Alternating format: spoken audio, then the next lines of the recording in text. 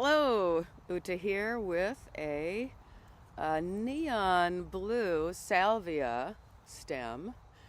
These actually don't have a great smell. They smell kind of lemony. I don't even know how to describe it, so I don't bring them in the house as cut flowers, but they were very popular with the hummingbirds.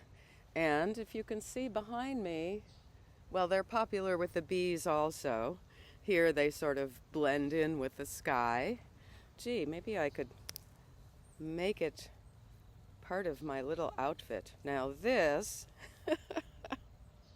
without the flower, will be my outfit for recording an interview on the Megyn Kelly show, which, if all goes well with my tech situation, oh, there's something going to the flowers, then Emma, who is the daughter of a cross-sex ideating man, and in the movie Behind the Looking Glass, she and I will be interviewing with Megyn Kelly, and her staff asked whether I might be able to talk longer or stay there online longer than our approximately 1 hour slot. And you know me, I said, of course.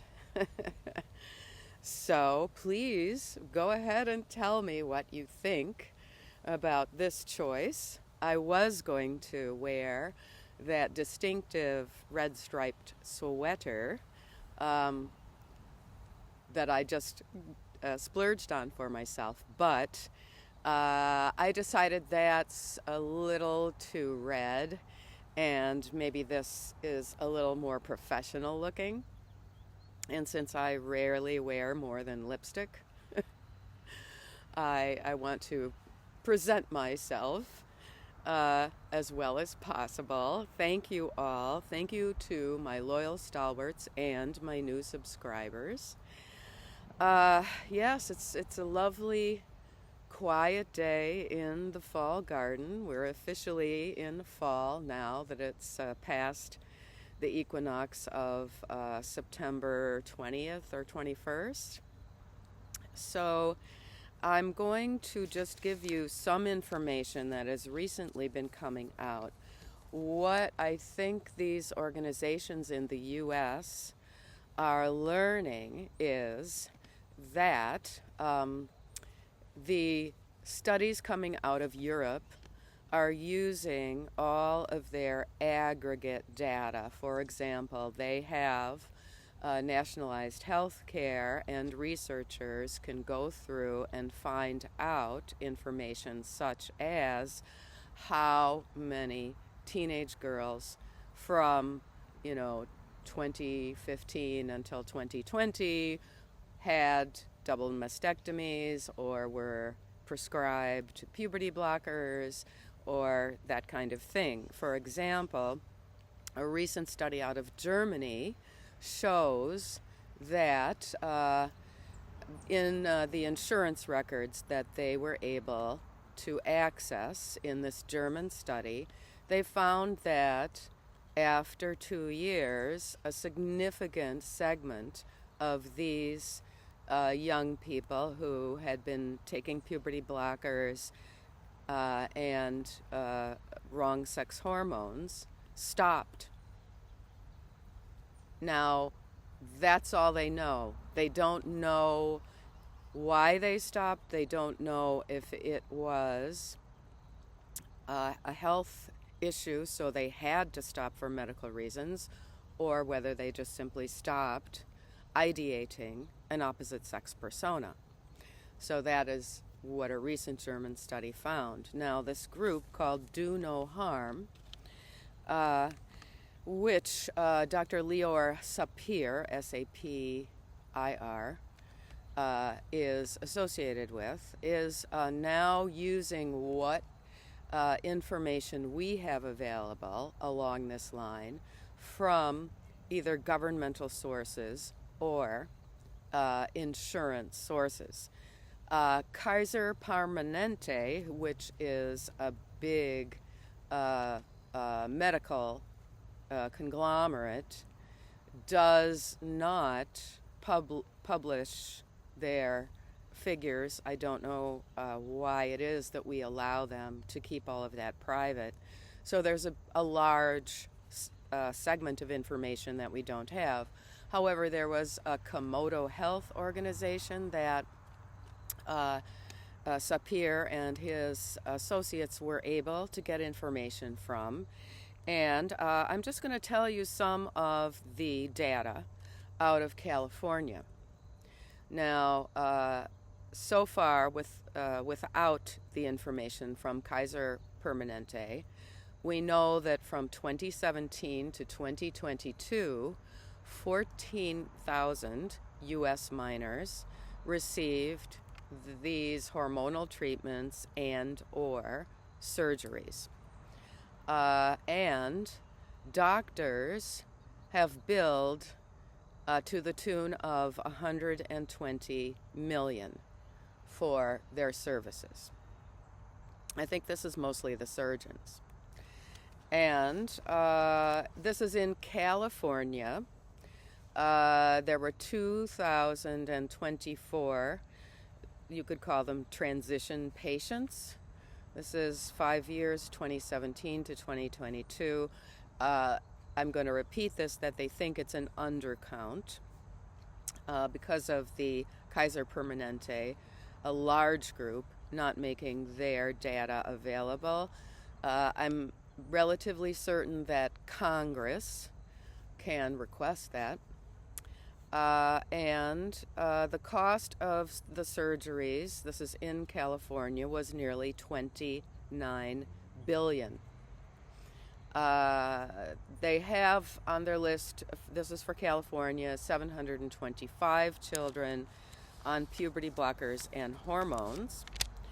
Other information, this is now moving away from California. For example, at the Boston Children's Hospital, which had a big scandal due to their advertising on their website for these ill-advised treatments and surgeries, which they had to take down, one single doctor at Boston Children's Hospital billed more than $5 million in fees. This appears that it was a surgeon from 2017 to 2022. I'm not sure if I said million. I'm finding this also shocking. I get mixed up between my millions and my billions. 5 million. There is a small club of doctors who have billed for more than 2 million each for, this is presumably surgeries, because they can't bill that much just for prescribing the wrong sex hormones. Anyway, you can find information on this with a new organization called Do No Harm. I believe it is, the website is at donoharm.org. And we are just on the precipice, the beginning of getting out this information. And what Dr. Sapir and other Americans who are researching into this are using as their model is the Europeans. Because, for example, way back in 2011, Dr. Cecilia Dana, spelled, I believe, Djehne, at the Karolinska Institute, used the anonymous data available on Swedes who had died. And they had the cohort of those Swedes who on the record had surgeries to supposedly, in quotes, change sex, and had been treated with opposite sex hormones. And they had the capacity to look in the records and age match and income match those in the cohort of post-op trans, you could say, and regular Swedes who were the same age and the same income group. I think they might have even matched them for a control cohort according to where they lived in Sweden. All of the data was on individuals who were deceased. It was all statistically significant, involving numbers within the thousands. I've got a mower going on, so I'm going to end this before it gets too loud. So the Swedish study. The Swedish study examined which of these already deceased individuals, covering, they were deceased during the year of study, and there were the death records. It's sometimes called the death record study. And it was, people who died of illnesses, accidents, as well as at their own hand. Swedes who were male, who had had so-called sex change operations between 1973 and 2003, were 19 times higher to have ended their lives at their own hand than the control group Swedes. That means for every one suicide in the control group of males, there were 19 in the group of post-op trans, if you will, males. The shocking number is in the females. The females in the post-op trans group who had had surgeries and treatments from 1973 to 2003 were 40 times higher to have died at their own hand. That means for every one just regular Swede who had killed herself actually, this is the females. For one regular Swede who had killed herself, there were 40 post-op natal females who died by their own hand. This data was hidden.